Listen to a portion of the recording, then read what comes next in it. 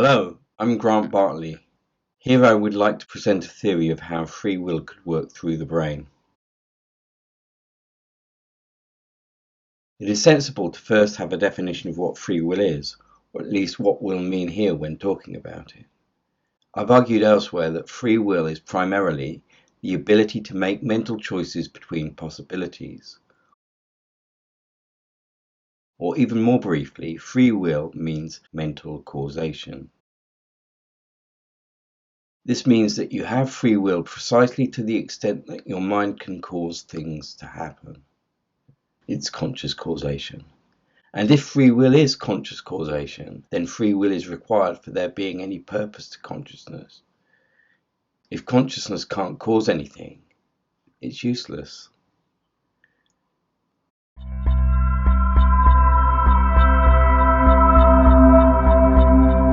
How could an impotent awareness evolve if it cannot change what the brain's going to do to help the human body or its genes survive? What would be the function of awareness if it can't change behaviour? A related but slightly different question is, if there's no choice, why did the appearance of choice evolve? So that the mind consistently misinforms itself of its own power. What exactly is being selected for there?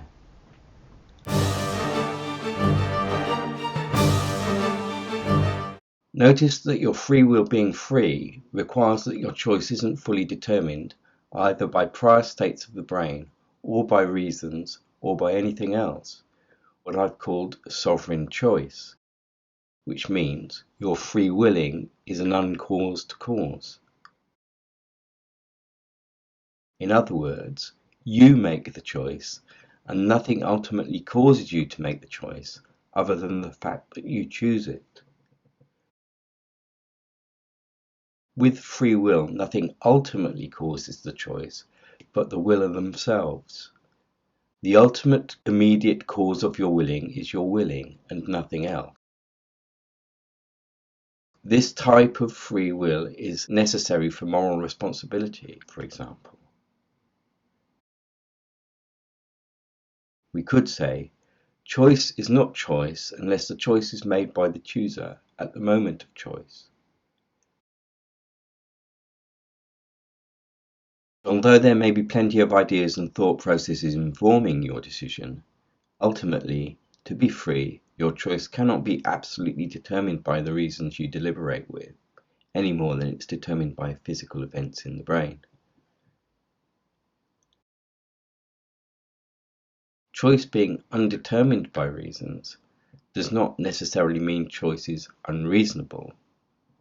Real choice only happens when the mind is actually involved in the decision making, and that means you seeing options to make a choice between, or perceiving a situation you must make a decision about, and perhaps reasoning about it.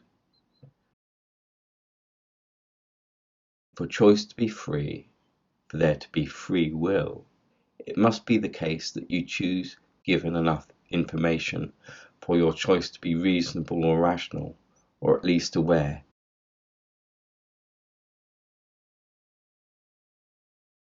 Free will must work through your brain for you to voluntarily think, move, or speak as embodied beings, embodied through our brains. For the sake of argument, I'll be assuming our capacity to choose exists as there's no reason for minds unless minds influence brains. How could free will, your aware and sovereign choice, possibly work in or through your brains?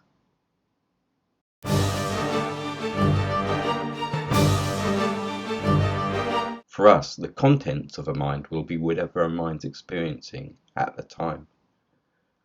All experiences are mental contents, and nothing else besides.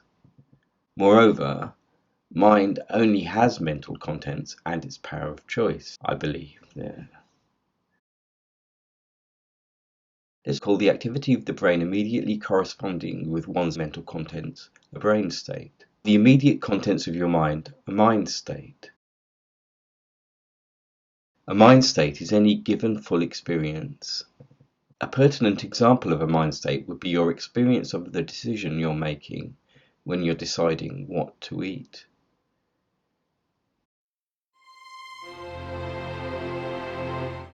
In short, a given brain state underpins a given mind state, and in some sense is responsible for it. It is currently non-controversial, perhaps even to you, that everything that happens in an embodied mind has a precise physical correlate in brain activity. A brain state for a given mind state is a set of neural activities at a given time, or short length of time.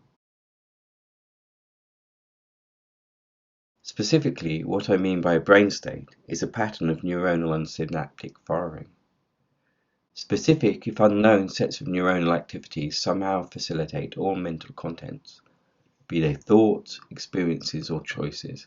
This is the current assumption of neurology, and it's a good assumption, to be fair.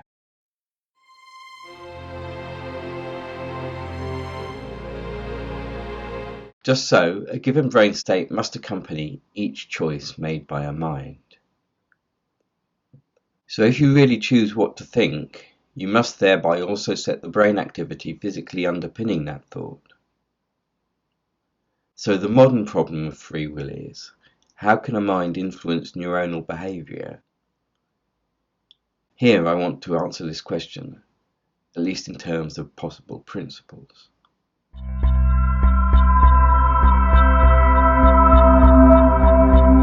For embodied choice, a choice of mind state must simultaneously be the specification of a brain state. Perhaps we can see this most clearly if we consider a choice to act.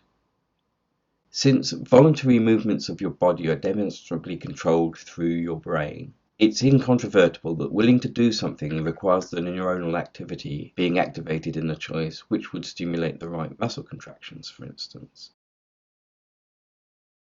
and so cause your body to move in the way that you will it to move, for instance, by moving your mouth to smile. We might ask, how could any voluntary movement of your body be enacted without voluntarily influencing the part of the cortex that controls the body's physical movement, which is about there? It makes sense that someone choosing to do something means one pathway of neural activity being followed rather than another. How could any chosen movement be enacted without influencing the part of the brain that controls that movement, and through that the rest of the nervous system, so stimulating the muscle contractions?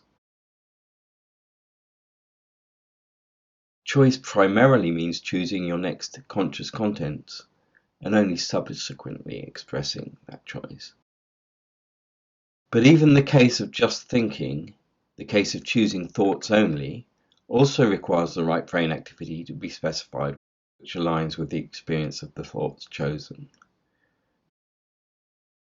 So primarily, a choice by an embodied mind has to direct the right neurons and synapses to fire in ways neuronally aligned with the experiences of the choice.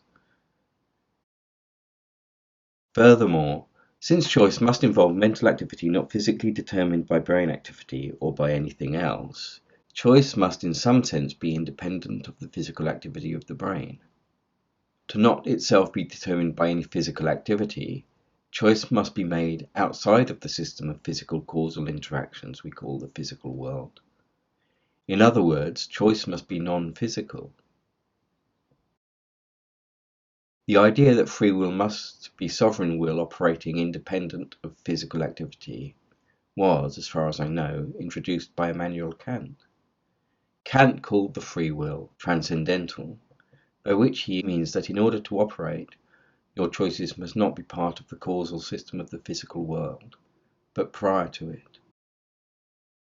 How can this be? First, let's be clear that the world is not purely or only physical in nature. Materialism is a fundamental metaphysical mistake. As well as matter, there are also minds, which are not like matter at all. Indeed, thoughts and experiences, and everything else that makes up the mind's immediate contents, have no physical properties at all, and so cannot themselves be physical things. Specifically, minds and their contents are not made of brains. Also, the substance of experience is experience. So the mind is not even the same in nature as the physical neuronal activities it's associated with. Having mental rather than physical properties, we should say mind and its contents are mental in nature, and so not physical in nature. Mental things are not physical things. I call this position naturalistic dualism. This says that although the mind is, let's say, specified through the activities of the brain, the mind is not the brain. This distinction between the mind and the brain in turn means that the mind's contents are not necessarily determined by the brain's activities. The mind can therefore be free to cause its own contents, yet nevertheless we can say it remains connected to the physical world through the brain. In fact, this is all necessary for embodied free will. So let me use the metaphor of the mind being the pilot steering the boat of your life via the wheel of your will. We might say the rudder directing the body's actions is the neurological activity directly associated with the choice.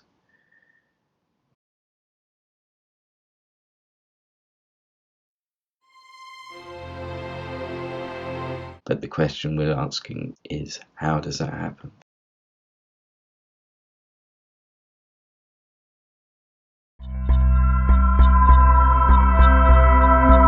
Why is the working of choice in or through the brain a problem? If you believe that all the contents of your mind are precisely connected with activity in your brain, you must believe that a choice of mental contents is also thereby a choice of brain activity. Your choice of mental contents must simultaneously be a specification of electrochemical activity through your neurons and synapses in one particular manner or set of pathways rather than another. So, for choice to work through the brain, the precise physical states of your brain must be directed in the choosing. Perhaps you can see why then this might pose a problem for free will, since it seems to require mind over matter in the brain. In one manner of choosing, the brain state first presents contents for the observing mind as options, and the mind then chooses between or within these contents, and this choice creates the next contents of mind. And choice of the next mental contents is simultaneously a choice of the next brain state, the one associated with the contents of mind chosen. But how can something non-physical, a mind, affect something physical like a brain? How can a choice by the mere immaterial mind influence the physical workings of its brain? Solving this problem requires figuring out how mere minds could influence the pattern of neuronal activity which encode those experiences.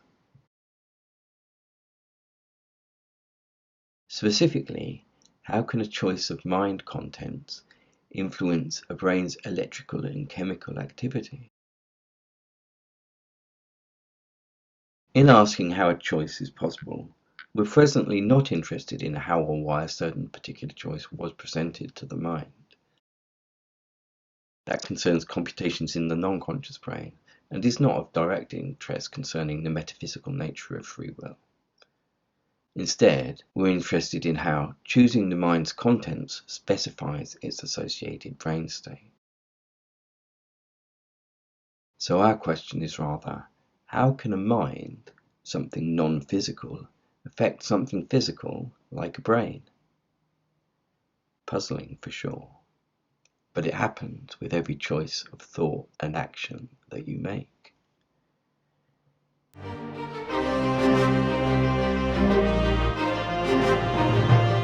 In fact, how choice can work through the brain is part of a two-way problem about how the mind and the brain connect. The first part is the hard problem of consciousness, which is the problem of how the physical activity of your brain, specifically the signaling between your neurons and synapses, creates your experiences and thoughts. But this is the problem of mind-brain interaction in only one direction, the direction of the brain's creation of the mind.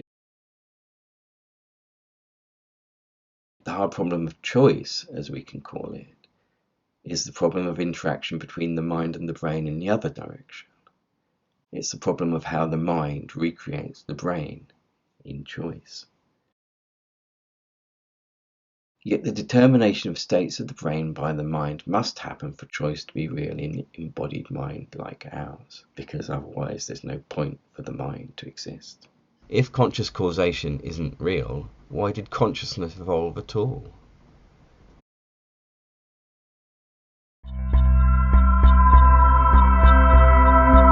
So how do our minds choose our brain states? How do our choices of what to think set the activity of synapses and neurons associated with the choice? A lead-in to the solution to this apparently intractable problem may be provided by quantum mechanics. This is because with quantum mechanics there can be causation across the categories from mental to physical, and so from mind to brain.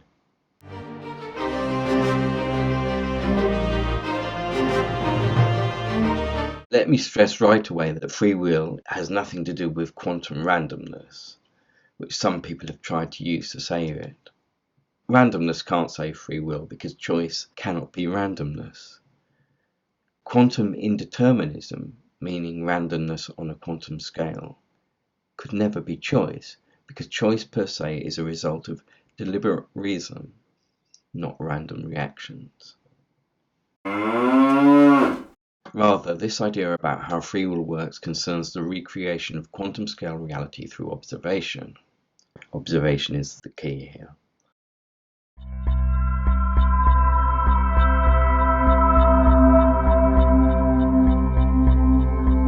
I'm saying that this determination of physical reality by observation provides a possible mechanism for choice in the brain. The key idea is that the mind chooses brain activities by indirectly observing key quantum molecular activities in the brain.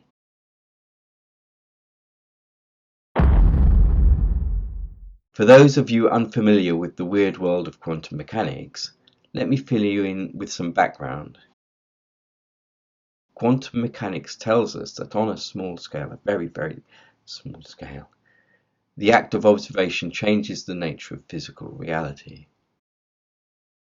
Specifically, beyond or outside of observation, in various ways there's no definite physical state for quantum scale entities such as molecules, atoms, and subatomic particles, in any normal sense of definite that we understand it as. Rather, we can only give probabilities relating to how likely it is to later observe the entity to be in one state rather than another. This includes such central physical facts as where it is, how fast it's going, or what it's interacting with. And this is uncertainty at work. This is the idea behind Schrödinger's unobserved cat, for instance, whose undefined state is taken to be literally a matter of life or death. So I'd say it's a matter of what the cat is observing, actually. However, the point is, observation turns a probability about a physical particle into a known characteristics about that particle. When we measure, we define the state of a quantum entity in terms of its position or speed or whatever. This all means that a key finding of quantum mechanics is that quantum scale physical reality is determined from among possibilities by an observing mind. Note well that it's observation which makes the difference here. This is important to us because observation is something a mind does.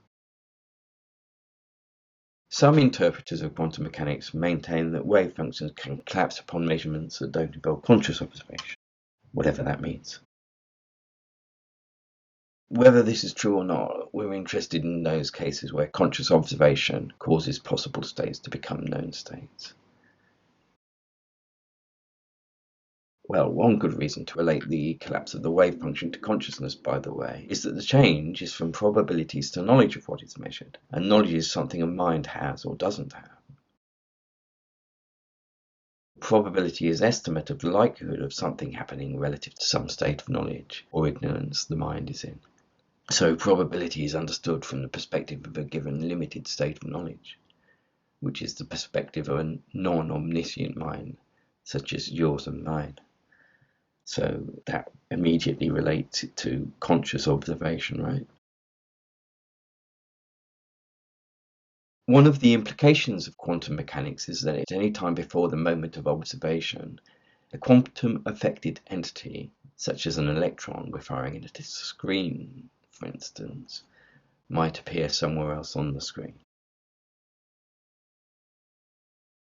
But note that your conscious observation of the electron is closely tied to the brain activity that creates your experience of the observation.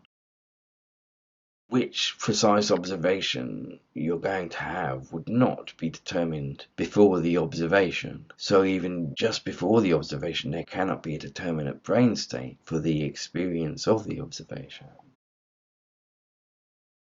So just before the conscious observation, many alternative neuronal states underpinning the different observations you could experience could potentially come into being, for instance. This is Schrödinger's brain, if you like.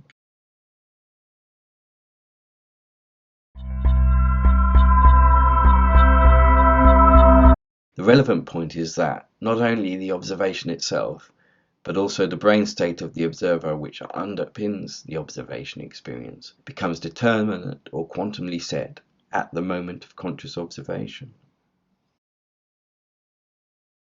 We can apply this fact to understand choice. In mental terms, choice primarily means the mind determining itself to have particular contents, while in physical terms, choice can initially be said to be the coming into being of a specific brain state, rather than one that would be associated with a different choice. I'm proposing that this coming into being of a specific brain state as a result of the person's choice is the chooser's quantum observation of their own brain states, so making the brain states determined or real, we might say. More expansively, my answer to the problem of how the mind can act through the brain in free will is that a choice of mental contents is simultaneously the quantum observation of the brain state underpinning the mental contents chosen, bringing this brain state into determinate being. This is going to require a large slice of explanation.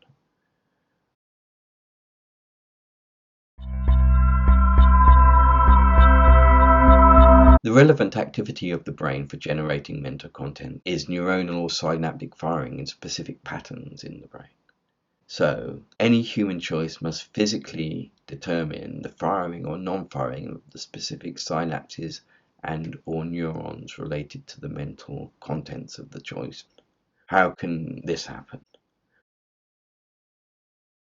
We can generally define quantum observation as a conscious awareness of the physical state of a quantumly affected entity or system. My idea for free will is that in choice, the quantum system is the brain, and the observation is an indirect quantum representation of the brain states involved in the choice. By indirectly observing them, specific brain states can be made real from possible brain states, and so choice can work. So first, what do I mean by quantum observation here being indirect in choice? Clearly, a mind doesn't usually directly observe its own brain states. The mind doesn't observe its brain states even via the medium of CT or fMRI scans very often.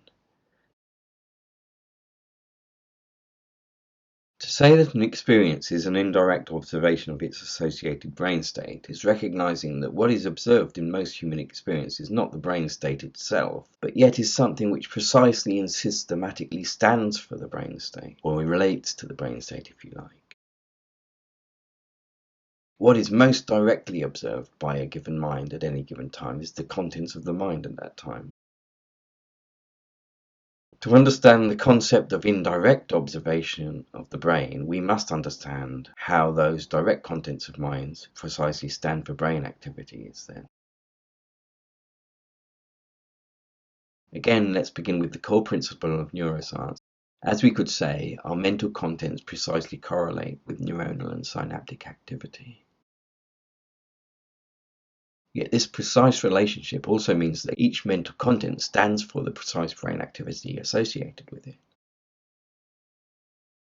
So I'm saying precise mental content being correlated with precise neuronal activity means that the mental content precisely represents the brain activity in this specific way.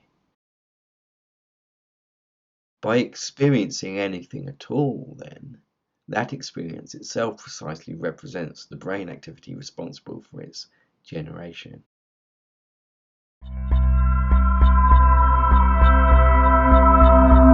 The conscious representation of something could just as well be called an indirect observation of that thing. And so you always indirectly observe your own brain states in each experience that you have. This includes for your experiences of choosing, that is, of freely willing.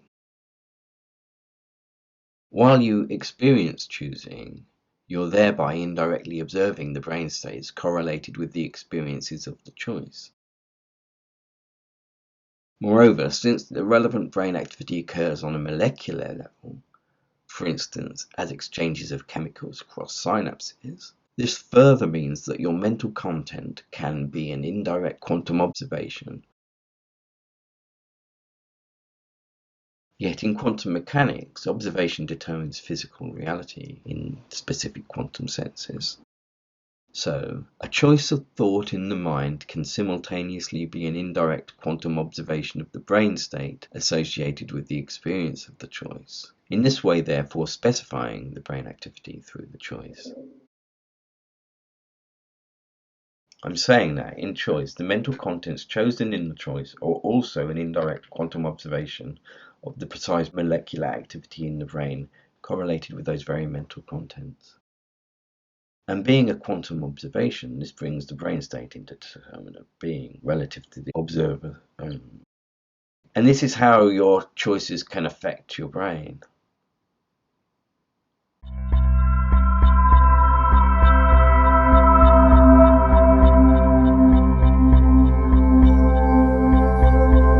If you're still a little confused, let me break it down differently.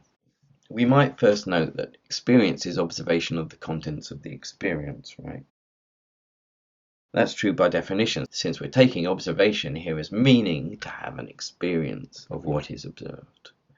And most indubitably of all things in the world, we experience our experiences. So we can easily say, as a first principle, that experience observes its own content.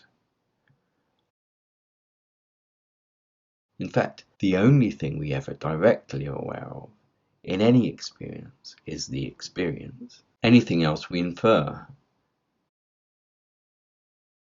Next, the whole of neuroscience is based on the inference that something in the brain encodes your experience somehow, such as the information telling your brain to produce an experience of a particular shade of yellow on a sunflower in sunlight, or to understand the meaning of the words you're understanding now, for instance. The only evident candidate in the brain for this is neuronal activity. Something in the electrical chemical exchanges between your neurons and synapses enables all your experience. All the contents of your experience are codified in just this sort of neuronal activity.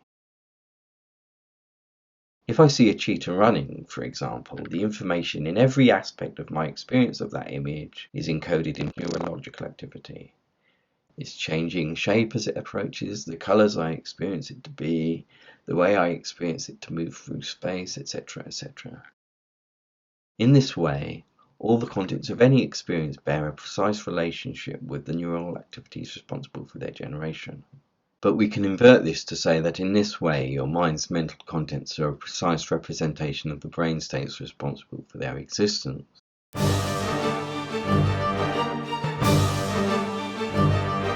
Because this precise and unique correlation exists between the contents of your mind and the activity of your brain, all your mental contents can stand for the brain's activities by which they exist. Thus, all experience is an indirect observation of its brain states. This means if you understood the working of the brain codes for generating experience, you could decipher any experience to specify the brain activity responsible for creating it. In other words, give me an experience and I'll tell you the state of the brain. This is what I mean when I say that each experience indirectly represents its brain state.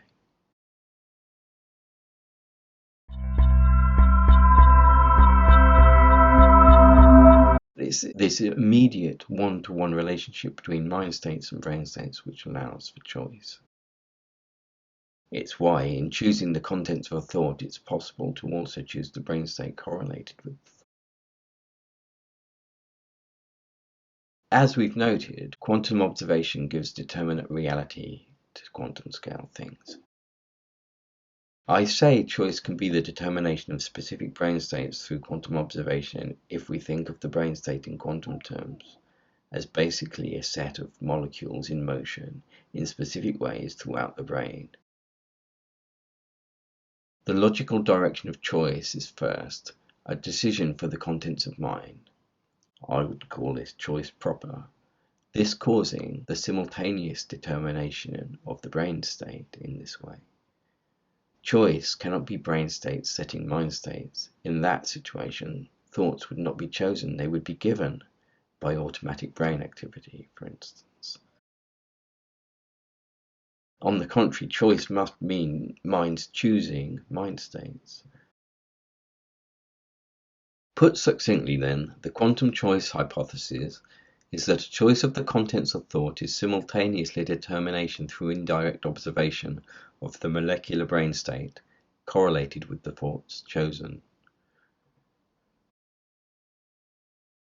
The simplest formulation of this solution to the problem of choice is that choices quantumly collapse their own possible brain states. Please note that on this model, your indirect choice of brain state means a specification of the flow of chemicals and electricity between your neurons and synapses in one particular manner rather than another. Choice determines which of the next possible sets of neuronal activities that could follow the present sets of activities will be brought into existence. One thing this means is that choice does not add anything to the physical causality already in operation. Rather, choice directs the activity already happening in the brain down one possible path rather than another. So any argument about choice adding energy or anything else to the physical world, that's an argument against free will, doesn't apply. We're not violating the laws of physics by bringing extra causes or energy into the system. Instead, in choice, we're quantumly directing just where the energy goes. So choice obeys the law of conservation of energy since it does not introduce unaccounted for energy. Rather, choice is a determination of which of all the equally thermodynamically possible, totally physically legit next set of physical brain activities is chosen to exist relative to the observing choosing mind rather than others.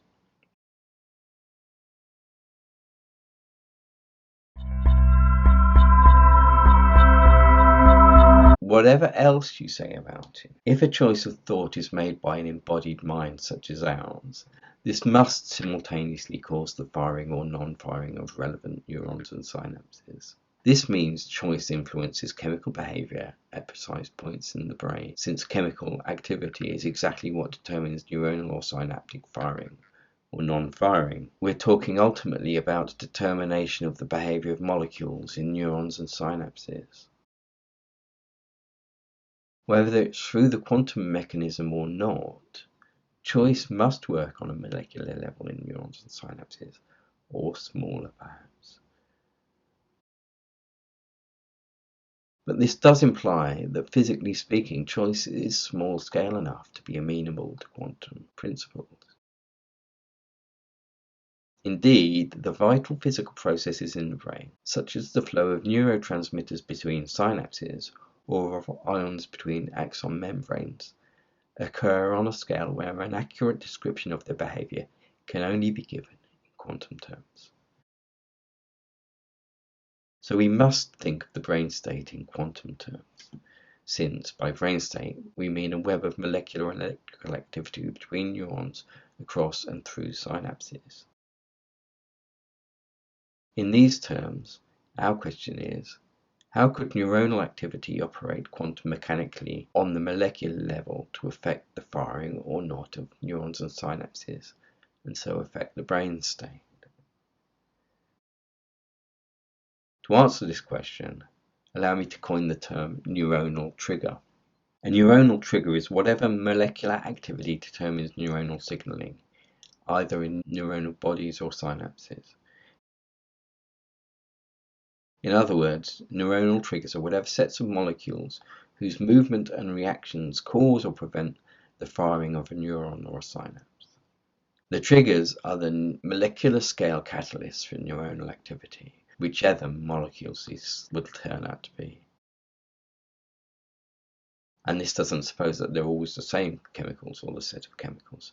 On the contrary, we can assume that this covers a wide range of brain chemistry, different for different times, modules, and types of choice. Which molecules they are is an empirical question.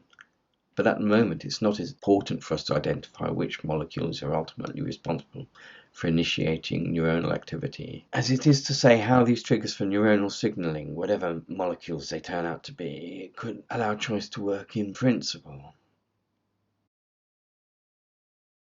By definition, trigger molecule behaviour is whatever molecular behaviour determines the behaviour of neurons or synapses.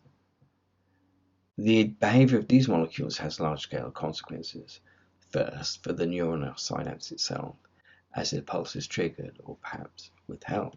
Then outwards, through cascades, through the brain of neurons of synapses firing, or more or less frequently. Then through the body for words and other actions. This action itself spreading outwards to affect lives, and finally to recreate the world. Trigger molecular behavior across the brain could set the pattern of flow through all the brain's nuclei and modules physically immediately responsible for the experience of choice.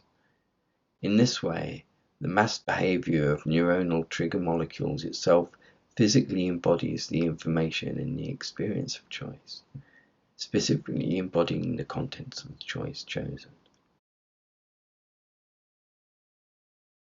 Since the triggers for synaptic and neuronal behavior are molecules, this means these brain behavior triggers are quantum amenable structures. So we can see that it's not unreasonable to ask, could choice quantumly affect neuronal behavior, for instance by somehow observing crucial molecular behavior throughout the brain, and in this way determining and so creating the overall brain state correlated with the experience of the mental contents chosen. As a quantum choice for thought contents, embodied human free will would then be a quantum determination of the state of trigger molecules to influence the firing or non-firing of neurons or synapses to create the overall brain state.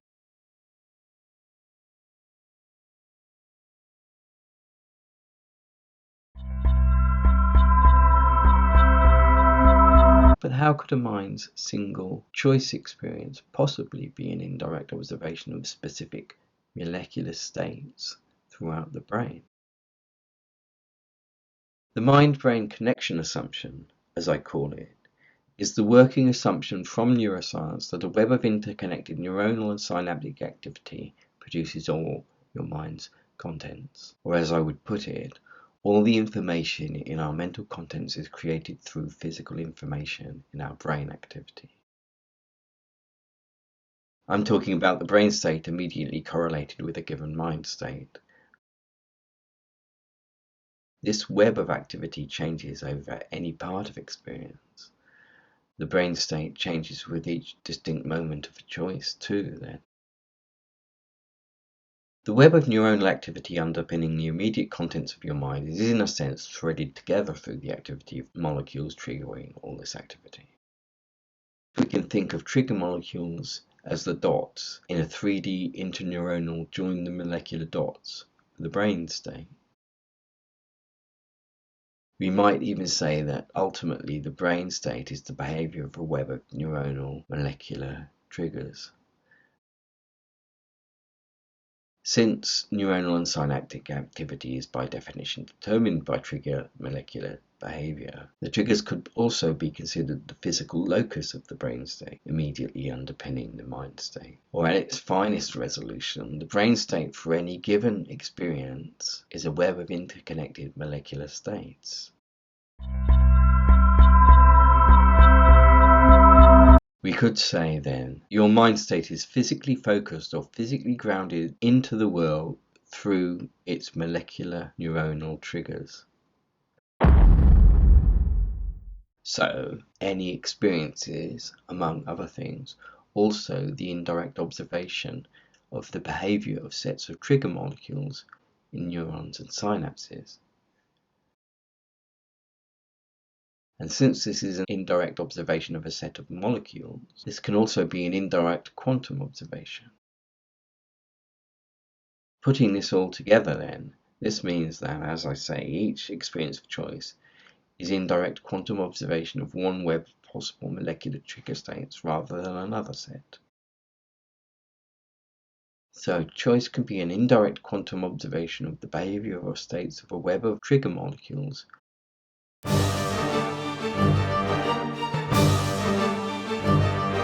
We could say then, what is directly observed in choice is the contents of the mind states being chosen.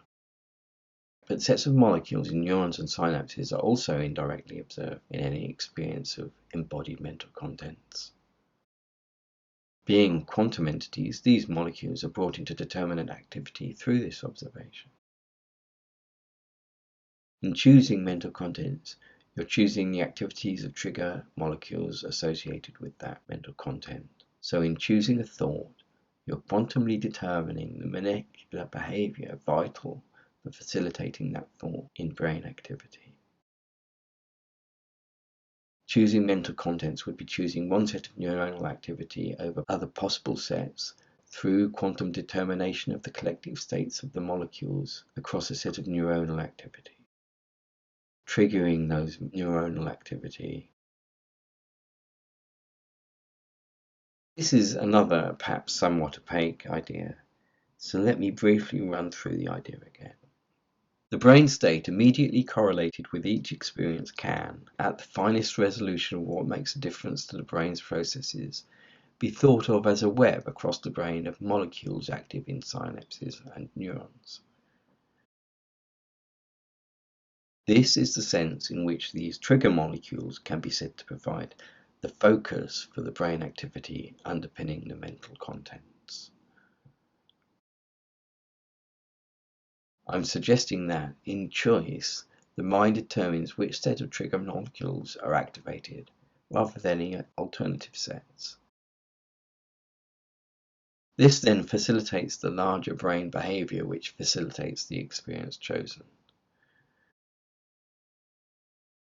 The idea is that in each choice, the experience chosen is simultaneously an indirect quantum observation of one set of possible molecular states rather than another, and this means one configuration of brain activity rather than another. Or a choice of mind is also a choice of brain state, because determining a thought is simultaneously the quantum determination of molecules whose behavior controls the brain state. So the choice of contents of mind indirectly chooses the states of molecules in the brain. In simpler words, one configuration of the brain is chosen rather than another by the choice of contents of mind also indirectly quantumly choosing the states of sets of molecules in the brain. So, choice is quantum specification of webs of activity of molecular triggers in the brain state corresponding with the mental contents chosen.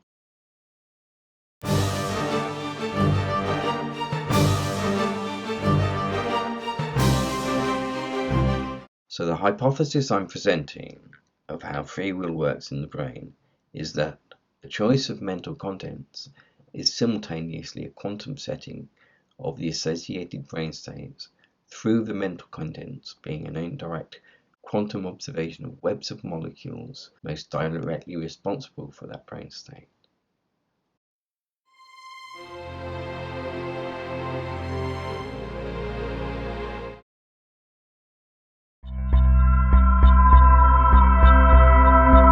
Our next problem therefore becomes, how can a choice of one lot of mental contents also be the precise determination of a molecular level web of neuronal activity? How could a mind's single choice possibly determine a specific set of molecular behaviors across the brain? How does a human level choice specify molecules to act in specific ways? Many of the brain's functions connected together must facilitate the complex choices of a human mind, because only multiple aspects of brains connected together can manifest the mind that makes the choice. Nevertheless, each choice must be executed through individual neuronal activity. So a mind, informed by activity throughout its brain, makes choices which influence the behavior of the individual neurons and/or synapses. Perhaps even the working of a single neuron can depend on the working of the brain as a whole. But even more problematic, specific molecular behavior in neurons and synapses must be influences for choice to happen. It's plausible that the operation of our choices might be rooted in brain activity down to subatomic scales. I wouldn't rule it out yet. But how on earth could this be possible? How can a blunt, single human choice possibly define the brain in such detail or with such specificity? How can thoughts and experiences constructed from signaling between neurons and synapses on a brain-wide scale influences what happens at the molecular level in individual neurons and synapses?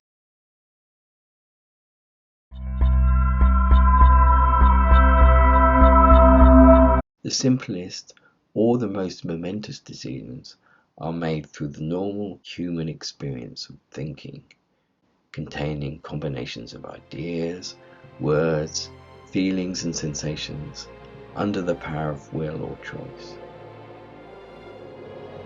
These are the elements of choice that we must match with brain activity, primarily throughout the cortex, from the neocortex, language and sensory cortices, to the primary motor cortex for action.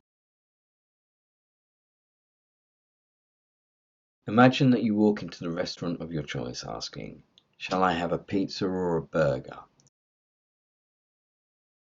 Let's say that the mental contents of your choice are, that burger looks nice. How does the decision, that burger looks nice, break down into telling specific molecules in specific neurons and synapses to get active, so either helping fire that neuron or synapse or inhibiting it from firing? How is an everyday scale choice of mind contents also the determination of a specific set of molecular activity in the brain?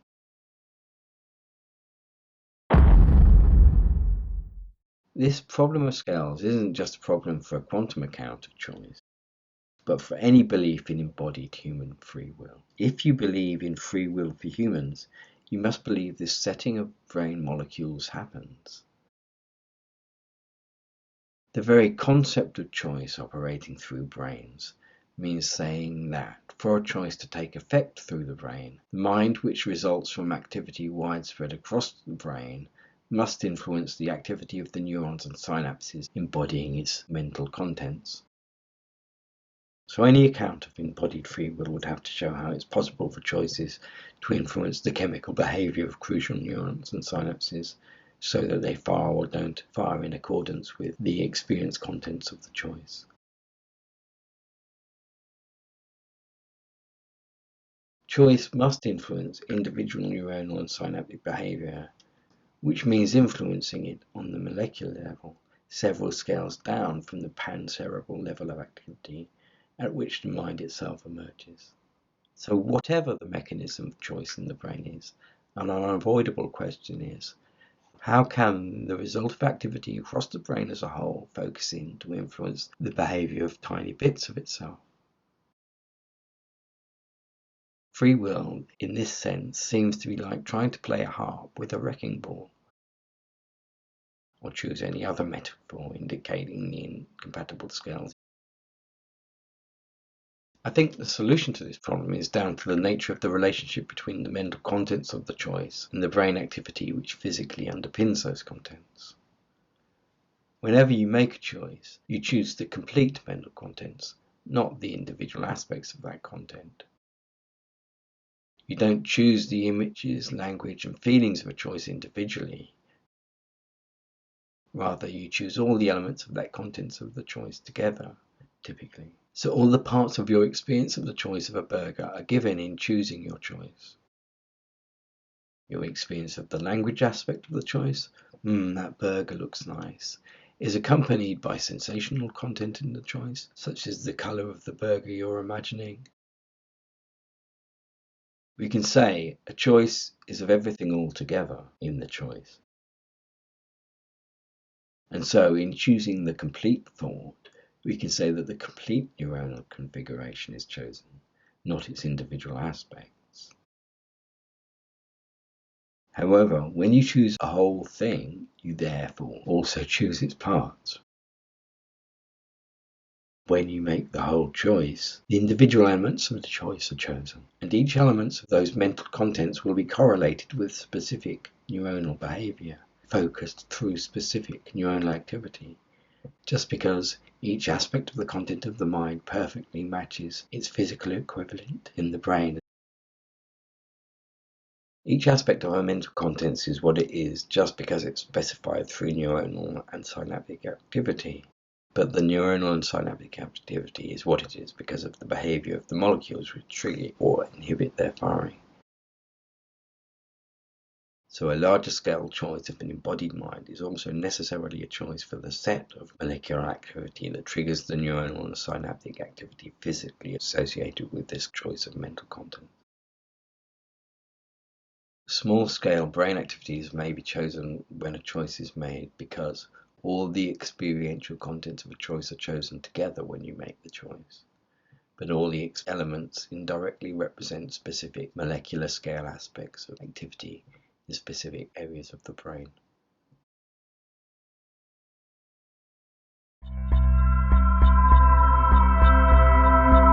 Now, choice directly affects only the neuronal activity directly involved in it by definition. Since the choice, the noun, the thing chosen, if you like, is the experience of the choice, precise neuronal correlates of a choice of mental content are those parts of the brain activity that correspond directly with the mind state that comprises the experience.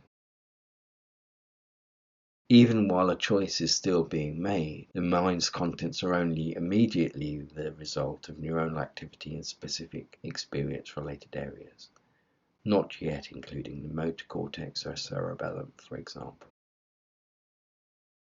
This only covers what we might call the pure experience side of the choice. Say I decide to write, "Have a great birthday." Just thinking the decision is quite different from acting on it. The latter includes willing your arm to reach out and write the message.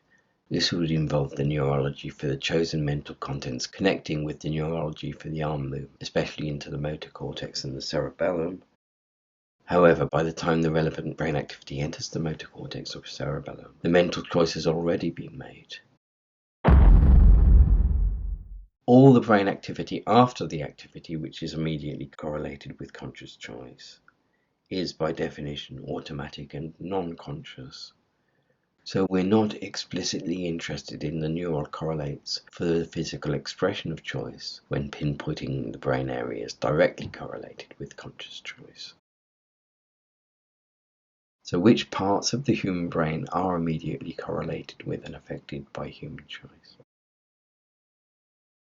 By immediately correlated with choice, I obviously here mean brain activity directly associated with the conscious content of mind and choice. Yet let me stress that the brain activity directly linked with states of mind and choice is by no means the only brain activity on which the existence of those content depend. Even to produce the directly consciously related brain activity involves much automatic non-conscious activity throughout the brain. In every choice, much supporting brain activity does not directly correlate with conscious experience itself, but for instance sets in motion the choice being made between, which automatically enacts the choice through the brain, including moving muscles and acting in. I will take the moment of choice itself to be the moment of experience of the chosen mind state. The brain state corresponding directly to these contents of conscious choice include all the brain processes directly resulting in the first experience of the mental contents of the choice. After this, the physical effects of the choice will spread through the nervous system automatically. But we're not interested in these parts right now. We want to know which parts of brain activity correspond directly to which aspects of the mental contents of choice. Which brain areas and activities are immediately vital for the choosing and thinking of the mental contents to express the words, "Have a great birthday" on a card, for example. Now, where a choice starts from in the brain will depend on what kind of choice it is. Full choice, what I would call informed choice, occurs as a result of deliberation through rational thinking, utilizing rational understanding. So, to fully understand where choice is enacted in the brain, we must understand its application in the brain from rational thoughts onwards. So, let's first consider what elements of rational thought are. For the sake of relative simplicity, let me define rational thinking as reflecting on experience using language. If so, a rational choice is a choice made through reflecting on experience using language.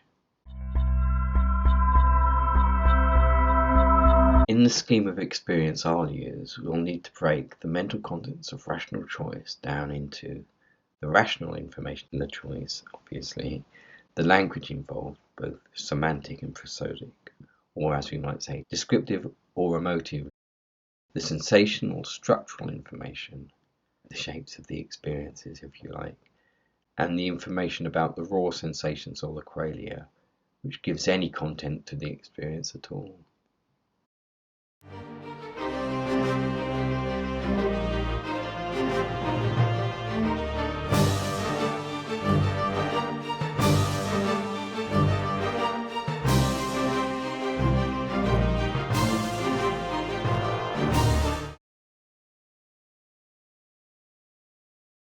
Each of these aspects of experience corresponds to brain activity which has specific functions in the brain, in specific areas, or across specific regions. Some types of rational decisions are currently taken to start from activity in the frontal lobes, most specifically in the prefrontal cortex on the surface of your brain behind your forehead. This area is, for instance, involved in determining moral, that is, socially appropriate responses to situations. Generally speaking, calculations concerning the implications of possible results of actions occur here. Long-term planning is focused through activity here.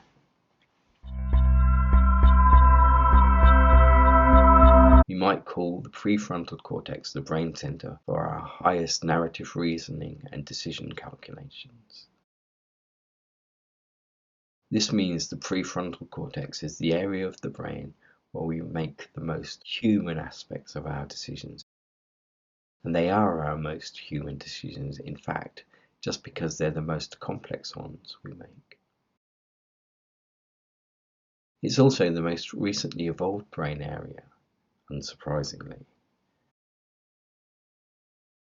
But the rational aspect of the choice calculation is different from choosing and experiencing the linguistic aspect. Since reason is being defined as using language to reflect upon experience, by definition, rational choice must incorporate language. So reflective choice involves utilizing the brain coding involved in the creation of whatever linguistic understanding is involved. Evidently, language areas in the temporal lobes by your ears, as well as memory areas, must be activated to formulate a linguistic thought. The results of any automatic brain computations must connect with experience creation areas in audio or visual or tactile areas of the brain to manifest the thought experientially to yourself. To think about what to write on a birthday card also involves accessing memory storage brain activity for ideas and past experiences. Memory activity for linguistic thought starts in the temporal lobe and coils all the way into the hippocampus, wrapped around the core of your brain. The hippocampus coordinates memory storage, organizing the connecting of brain traces for both linguistic and personal narrative memories. So it must be accessed to remember either of those.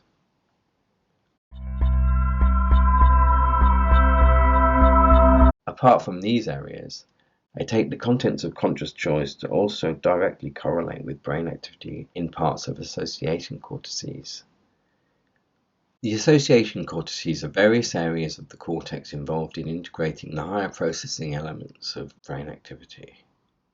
I mentioned that the frontal lobes coordinate our higher social and other decision making, but association areas also include the parietal occipital area, which is involved in the coordination of information from different senses, necessary to produce our coordinated experience of being one mind, experiencing one world.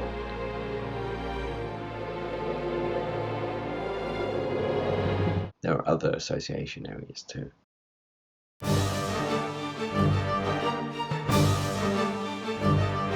In general, we might say that choice in its full sense involves neuronal activity coordinated through the sensational, memory, and linguistic areas of the brain, in concert with higher calculation or abstract reasoning areas such as the frontal lobes and other association areas.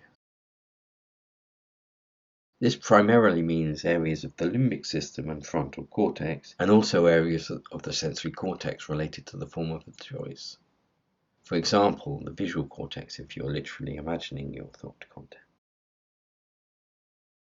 Although it might well be, for all we yet understand about choice, that we make choices intellectually before we fully sensorially experience them. To understand what that might involve in the brain, I suggest you check out my discussion of the human experience of linguistic meaning. What connects the mind together in choice? The start of an answer to this might be that the brain coordinates its activities to produce unified mental contents.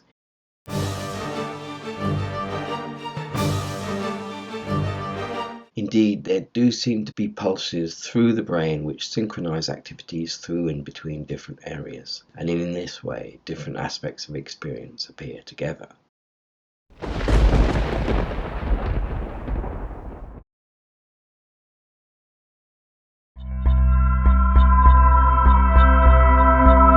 I argued that the physical information informing the mind's contents in choice is focused through the activity of trigger molecules of immediately relevant neurons and synapses, most prominently in the areas we've just considered, but elsewhere too. But we might also ask, in these areas, which specific neurons and their synapses are involved in choice? Moreover, which specific molecules are involved? Where are they? Much of the actual processing of information in the brain happens in the so-called interneuronal layers of a nucleus. A brain nucleus is a specific brain zone performing a specific function. Interneurons are neurons whose axons connect with neurons in the same nucleus. So interneurons communicate with other interneurons in the same area of the brain. So let me stick my already well-extended neck further out to speculate that the neural activity directly correlated with the immediate activity of conscious choice is in the interneurons and synapses of the cortical areas immediately vital for the thinking of and manifestation of choice's mental contents. A conscious choice happens primarily through interneuronal activity in the brain's sensory, linguistic, memory and association areas, inevitably with connections into elsewhere in the brain too. But perhaps we can be even more specific, down to the molecular level. My argument for choice depends upon the idea that the direct physical vehicles are those trigger molecules whose behaviour determines relevant activity in choice-vital neurons and synapses. In his book The Emperor's New Mind, Roger Penrose locates the triggers for the firing or non-firing of neurons in the neuron's microtubules. But I think the molecular triggers for neuronal and synaptic behaviour are more likely to be mostly found in the presynaptic and postsynaptic membranes. Alternatively, or also, neuronal triggers could include molecules in the axon hillock, which is where a nerve wire joins a neuron's cell body. Molecular behavior in this area determines whether a neuron will fire or not, or increases or decreases the rate of firing. You can see we already have some idea which molecules alter neuronal and synaptic behavior. To further pin down which molecules and how they operate is an issue for neuroscience rather than neurophilosophy though, so leave it up to other people. Wherever and whichever the trigger molecules turn out to be, my theory implies that choice affects the physical world directly only at these molecular points. So the shifting web of activity of the molecules in vital neurons and synapses are together the mind's precise points of intersection with the physical world in choice. The relevant trigger molecules are in this sense the focal point for the mind in the brain or in the physical world. We could say your mind is threaded into physical reality precisely through the web of trigger molecules through whose activity the corresponding neuronal and synaptic activity comes alive. So the physical site that precisely embodies your mind is a massed web of neuronal molecules. In other words, the molecules setting the behavior of your neurons and synapses are precisely what you are as a willing being, physically speaking.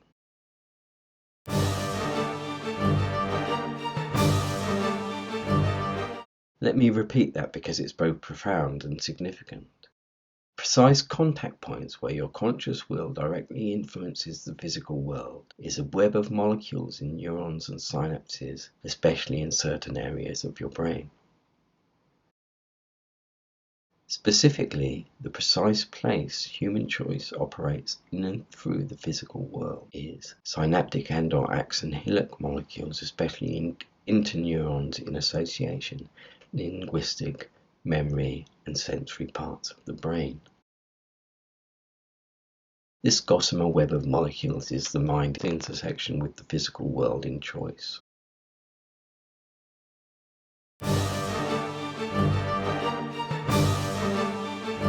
We could also metaphorically say that the initial neuronal and synaptic choice molecules are the mind's steering wheel into the body, guiding the mind in the world, since they provide the mind's points of connection with the body through the brain. Neuronal activity provides the working context for these trigger molecular activity, we might say. The neuron amplifies and relays a signal about the behavior of its trigger molecules to other neurons and/or synapses. However you style it, molecular trigger behavior has repercussions communicated through complex connections into the larger scale world through neuronal behavior. I maintain, however, that trigger molecules are where the mind's choice first intercepts physical reality. Most of the brain only facilitates the material interneuronal activity that directly embodies the contents of mind in thinking and choosing. So in a sense, much of the matter in our heads provides merely the scaffolding for the operation of the mind. Most of the brain's matter has nothing directly to do with our will's contact with the physical world. Indeed, most of your brain no more directly represents your mind or its choices than any other random stuff in your body.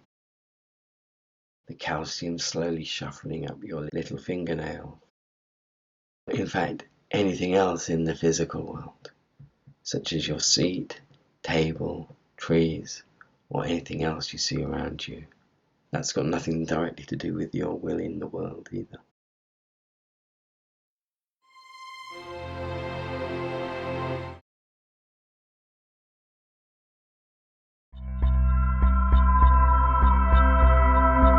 Ideally, I'd rephrase the argument in terms of information. My solution to the hard problem of consciousness involves saying that the mind state is the result of a translation into mental terms of the information in the brain state.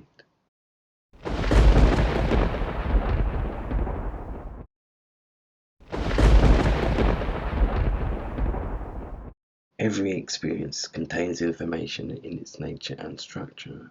If it didn't, it couldn't be defined by brain activity for a start.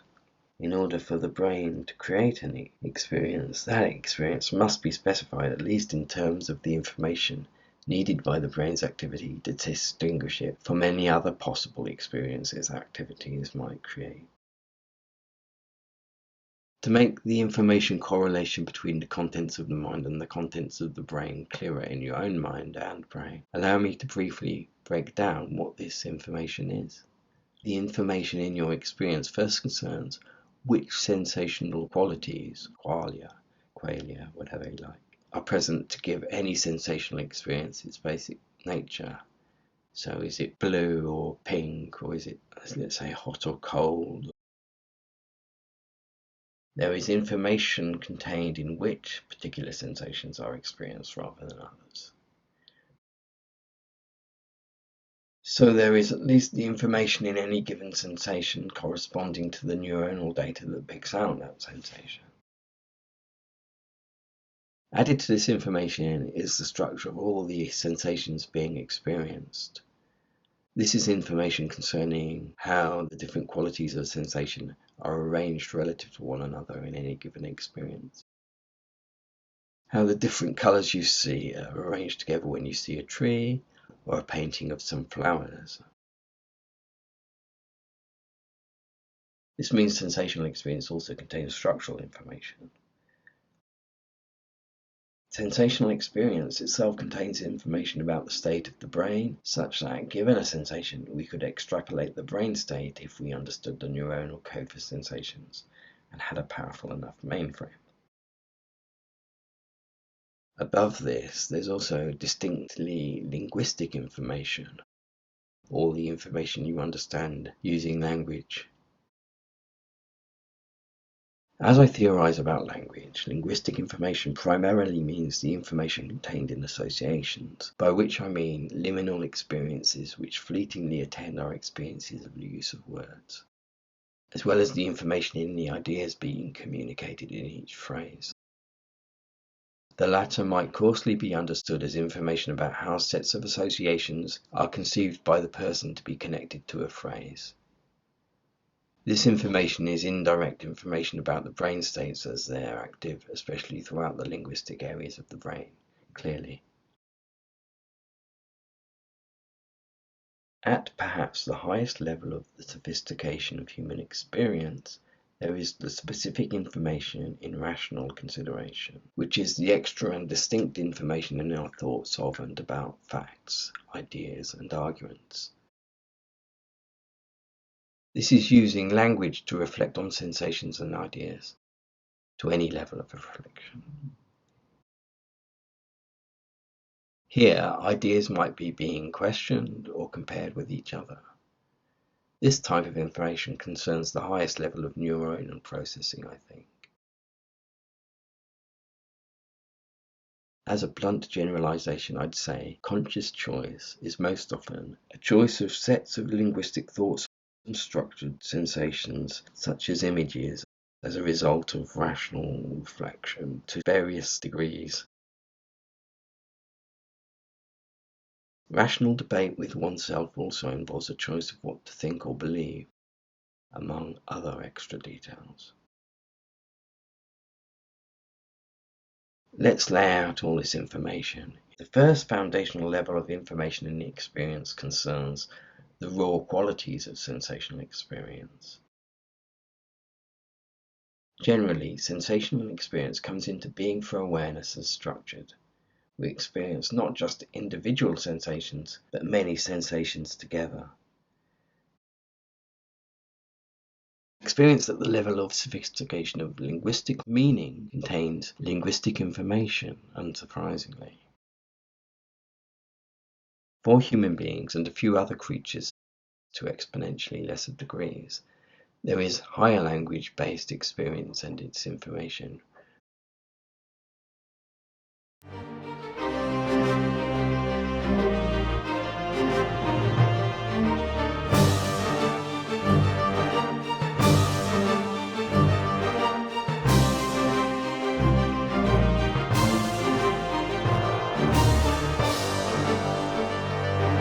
Suppose, for example, I decide to drink some water. For the sake of argument, let's simplify the choice as me thinking, I want a sip of water. Also, for simplicity, let's say that the thinking of this phrase is itself the decisive moment of choice, rather than the phrase being only a possibility under consideration, for example.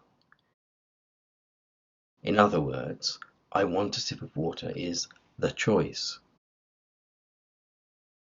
But my choosing to think the mental contents I want a sip of water is also my observing the information in this contents, in the categories of sensation type, structure of the sensational experience, linguistic information, and any further and other aspects. These individual aspects of the information in the choice contents refer to neuronal activity in different modules or nuclei of my brain. Just deciding to think the words, I want a sip of water, would correlate with neuronal activity in the frontal cortex for the decision to think it as mediated through the linguistic centers of the temporal lobes to specify the words through which the desire is articulated. Also through memory centers for picking up the right words and connecting the right memory associations with the words and phrases, well as sensation generating areas.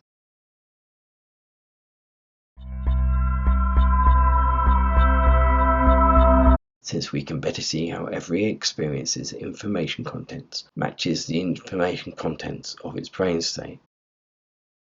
Perhaps then we can now better see how every experience can also indirectly represent or observe its underlying brain activity.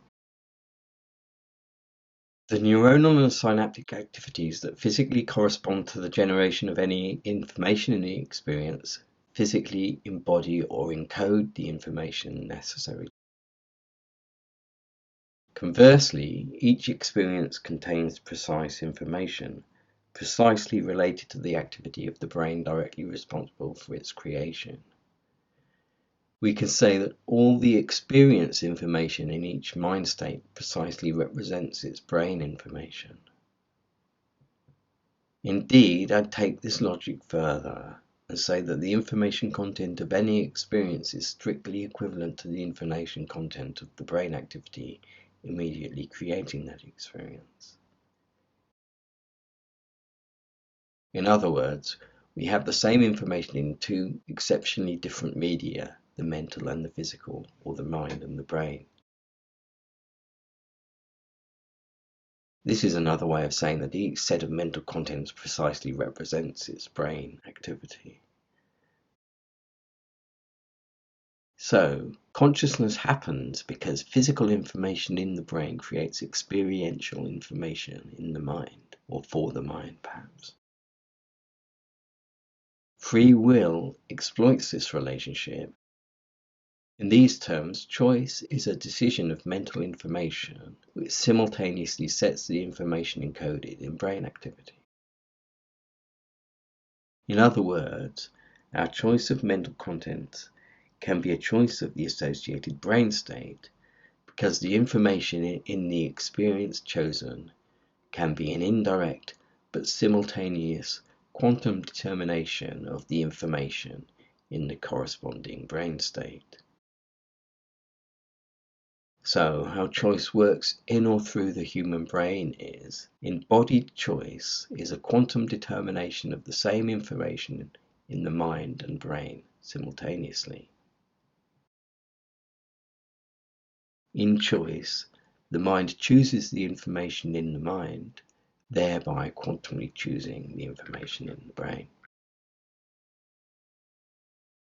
Since, as I've argued, the trigger molecules for neuronal and synaptic activity are in one sense the focal points for the relevant brain activity, the trigger molecules can therefore be said in this same sense to provide the focal point for the embodiment of mind's experience information. But this is how we can choose through the brain. Since the information in each thought is an indirect representation of its brain state, the information in each thought is an indirect observation of the states of trigger molecules.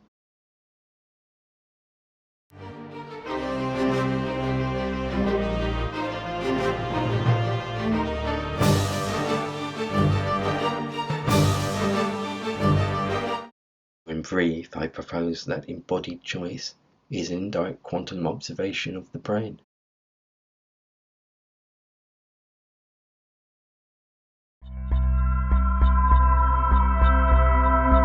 Theorem is that free will works through the brain because a conscious decision of the content of thought is simultaneously a quantum determination of the behaviour of molecules which control the firing or non-firing of the neurons and synapses whose activity together embody that content of thought.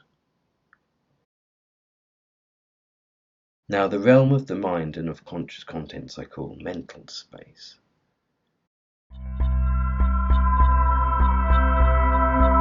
So my full quantum choice hypothesis is that choice is modification of mental and physical conditions by an aware will choosing from options in mental space, this operating simultaneously in physical space through the indirect quantum observation of the behavior of neuronal trigger molecules.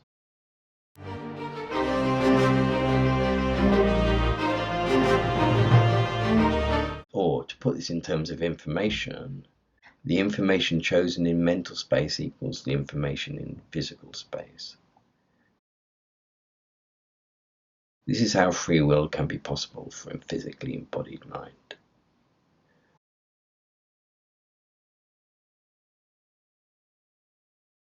The model of choice I'm using relies on the mind and brain being different things, despite the evident symbiotic connection in which the brain generates the mind through its activity, and the mind regenerates the brain through its choices.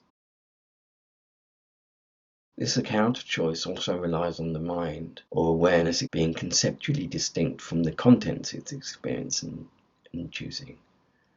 For instance, the mind must choose between options, so the mind cannot be the options it chooses between. To be able to choose between options, the aware mind must be distinct from its own contents. Moreover, free will relies on the idea that the mind sovereignly chooses its own contents, meaning sometimes choosing out of nothing more than the hint of inspiration.